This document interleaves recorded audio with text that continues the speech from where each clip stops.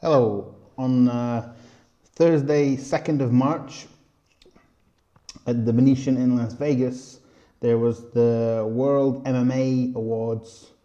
They were hosted by Brian Stan and some actress. I don't know who she is. So we're going to go through the winners and obviously the contenders. Going to start out with MMA Clothing Equipment Brand of the Year. So the contenders were Hayabusa, Bad Boy, Virus, Everlast, and Venom. The winner was Venom. I don't really have a lot to say about this other because I'm not out there checking out the equipment on a daily basis, or even every year I'm not going in the shop and checking out what's new and what's not. I like Everlast stuff. I like Bad Boy, Hayabusa. You know, I don't really have anything against Venom or Virus. It's just, a personal choice, I guess. MMA Journalist of the Year. It depends how you find journalists to who you think should win this, or who should even be in contention for this. Ariel Helwani has won it for the last few years. He was up for it again. Sean Al-Shatti, Brett Okamoto, Ben Fowlkes, and Kareem Zidane. Helwani is the winner. And I think you have to credit Helwani in the MMA Hour, even though that should really change its name to, MMA 3 or 4 hours. Because there's so many so-called MMA journalists who listen to his show on a Monday and that's all they'll write about all week. There may be odd stories that are broke via Twitter or something like that, but there's very few say MMA journalists that would be considered journalists in any real way. I think you can take Okamoto and Fowlkes out of that, maybe even Al-Shatti and Zidane. I think they're very different. And in that sense, it's very difficult to judge them side by side, but I wouldn't argue with Helwani being the winner. Plus, after Dana White saying he's going to ruin his career, it's good to see him win. MMA Source of the Year, MMA Junkie, MMA Fighting, Bloody Elbow, Sherdog, and Flow Combat. Again, it depends what you're looking at here. I think anybody who's interested in MMA goes to Sherdog. Sherdog has the best information, I think, on fighter records. I think Sherdog and Tapology certainly are the only two worth going to. Flow Combat have a lot of interesting content as well. I think they deserve a little bit of respect. But MMA Fighting, a rightful winner. I think they've got the best collection of journalists. I think they've got the best photographer in Esselin, Sean Al-Shatti, Luke Thomas, Ariel Helwani. I think you get something different from all of those guys. Chuck Mindenhall on the longer, more thoughtful pieces. So yeah, I think they're a rightful winner. Next, Best MMA Programming. UFC Embedded, The Ultimate Fighter, Dana White's Looking for a Fight, the MMA Hour, and UFC Breakdown. Now, the winner is The Ultimate Fighter, and The Ultimate Fighter and Looking for a Fight, I think, are very similar. The very little on the fighting, a lot on goofing around. The MMA Hour, I think it's got a lot of interviews, but for me it's far too long. UFC Breakdown, very much like the breakdowns that Dan Hardy and John Gooden do. But I don't think there's anything better out there than Embedded. I think UFC Embedded should have been the winner. I think those are great programs. They're really well edited very quickly, and they really get people, at least me, they get me excited for the fights. Okay, Analyst of the Year, Brian Stan, Dan Hardy, Robin Black, Chael Sonnen, Dominic Cruz. Cruz is the winner, rightfully so. Absolute brilliant mind for the game. Whenever he hangs it up, he's going to be a fantastic analyst. I like Brian Stan. I think Brian Stan is very, very good also, but I think Cruz pips him a little bit. Next, personality of the year: Joe Rogan, Jimmy Smith, John Anik, Matt Serra, Brendan Schaub. I guess it depends what you're looking for here. Jimmy Smith, obviously over at Bellator, I think he's a good guy. He's a fun guy, but being in Bellator, you lose a lot of opportunity because the people typically don't know who you are, a lot of them. Some people might say John Anik doesn't have a personality to get on here, but I think that's a little unfair. Matt Serra is a fun guy, but he's very limited in what he does. Now he's got the podcast, and he's on Looking for a Fight.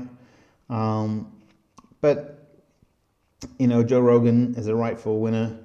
If you consider what he does outside of MMA, his podcast can be hit and miss, but he reaches a huge audience, and he's known primarily as a comedian rather than an MMA guy, where if you look at the rest of them, they're MMA guys. Maybe Brendan Schaub is breaking that a little bit. I've not seen his stand-up to see how good he is, but the only one of those 5 that's really a star outside of MMA is Joe Rogan. Best promotion: UFC, Bellator, One Championship, KSW, and Legacy. Of course, the winner is UFC. What do you mean by best promotion? I guess UFC is hands down because they are the biggest. They have the best stars. Do they do the best job at promoting the guys that they've got? Beyond, like Conor and Ronda, it's very difficult to say that they do a great job of promoting. If we look at their promotion packages and posters, I think that a lot of fan-made ones are better than the UFC. But it's tough to argue that they're the best promotion. The best leading man: Dana White, Scott Coker, Victor Cui, Mark Ratner, Jeff Nowitzki. That's interesting. I don't know that there's really a viable contest here. Dana White won. I like Scott Coker though, but Jeff Nowitzki and Mark Ratner, I don't know why those 2 guys are there. Best ring card girl of the year: Ariane Sabari, Brittany Palmer, Mercedes Terrell, Carly Baker, and Jenny Andrade. Jenny Andrade won. Obviously, I couldn't care less. My favorite is Vanessa Hansen, but again, like the leading man, I don't know why there's even an award for this other than a bit of glamour to the occasion. Referee of the year: Mark Goddard, Herb Dean, John McCarthy, Ive Levine, Leon Roberts. I think they're 5 really good refs, actually. And John McCarthy is a very worthy winner. I think Leon Roberts and Mark Goddard in the coming years could be the 2 to take over Herb and John McCarthy, as the standout guys.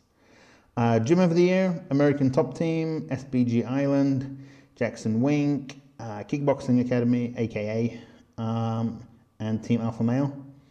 The winner is ATT. Why not? Good year for them. They're a good team. The only weird thing coming out of their team, I guess, is Robbie Lawler leaving. And I'm not 100% sure. I know Woodley is an AT&T affiliate member or something like that, but I'm not sure exactly how much he's involved in the team. I think that there's a lot of other gyms that you can put in there as being top gyms, but I won't argue with AT&T being the winner. Trainer of the year: Jake Bonacci, Mike Dolce, Lawrence Herrera, Lauren Landau, George Lockhart. Dolce is the winner. I don't think you can argue with that. I think in terms of getting people in on weight, Dolce never misses. You can't knock the guy. Sean Thompson, Coach of the Year, or Sean Tompkins, Coach of the Year. Jason Perillo, Din Thomas, John Kavanagh, Marcus Maranelli, and Greg Jackson. This has been given to Kavanagh. I think that's a questionable decision. Nothing against Kavanagh. I think he's a great coach, but other than riding off Conor McGregor, also I think when you're talking about Coach of the Year, It's very difficult. Like, do you talk about a coach that's really adjusted somebody's game? Because I think if we're giving John Kavanagh the award based on Conor McGregor, like you're talking about a long period of time where he's evolved McGregor's game. Did he change McGregor's game or change the game plan that effectively, in any of the fights? I'm not sure that that's a worthy one. I think Dean Thomas has excellent analysis, and Jason Perillo, obviously Michael Bisping had a big year, but Coach of the Year, I think it's a really tough one, especially since most MMA fighters have multiple coaches, so to pick one, it's tough, Okay, upset of the year, Michael Bisping versus Luke Rockhold, Brian Barberena against Warley Alves, Joe Taminglo against Darren Caldwell, Brendan Moreno versus Smolka, and Zach Riley versus Ugo Viana. Again, I think Caldwell was ranked as a huge prospect and still is. The guy's obviously very talented, and him losing was a huge, huge shock. But you can't argue with Bisping winning against Luke Rockhold, especially since Rockhold beat him in pretty convincing fashion down in Australia not that long ago. He comes in on short notice, nobody giving him a chance, and he knocks Luke Rockhold out. That was brilliant. Really well done. Very deserving for Bisping. Comeback of the year, Bisping versus Silva, Diaz versus McGregor, Henderson versus Lombard, Miesha Tate versus Holly Holm, and Dominic Cruz for his career. The award went to Miesha Tate. I don't think that's necessarily wrong. My choice would have been Bisping against Anderson Silva just because he was clearly knocked out.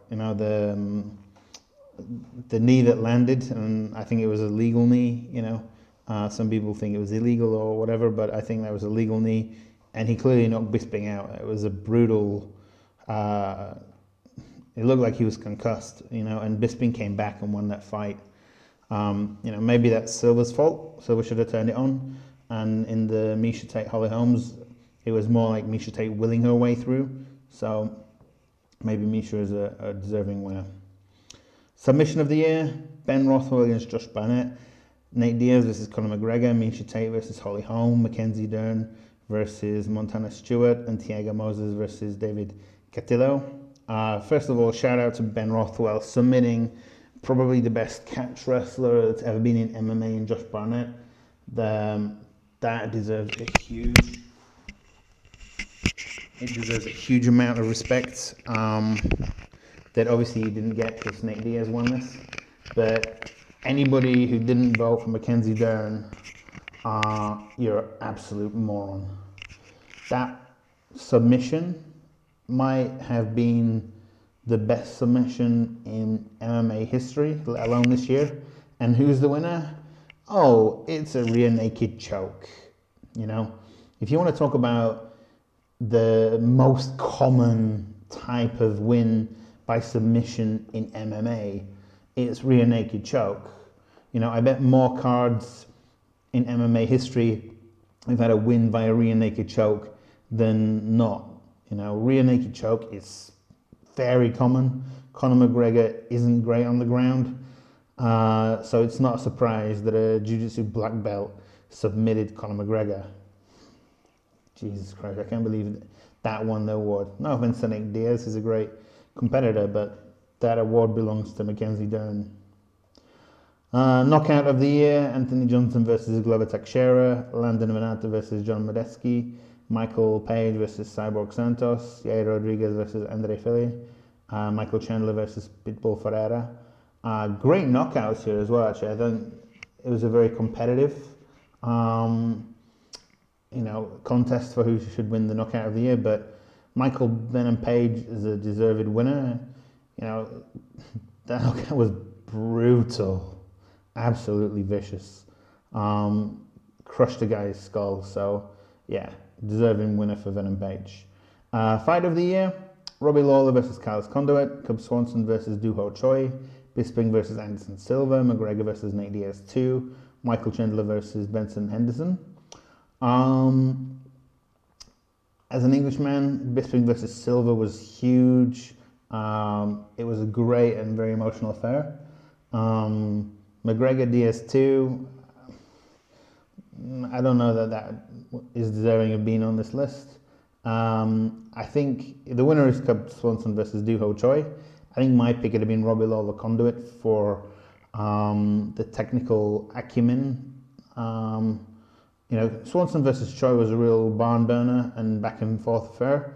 But I think if you look at Lawler and Conduit, there's a lot more technical ability there.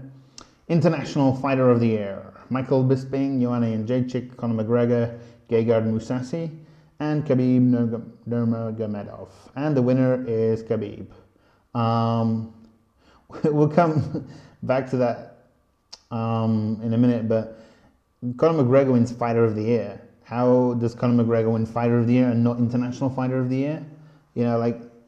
That shows how stupid this awards can be.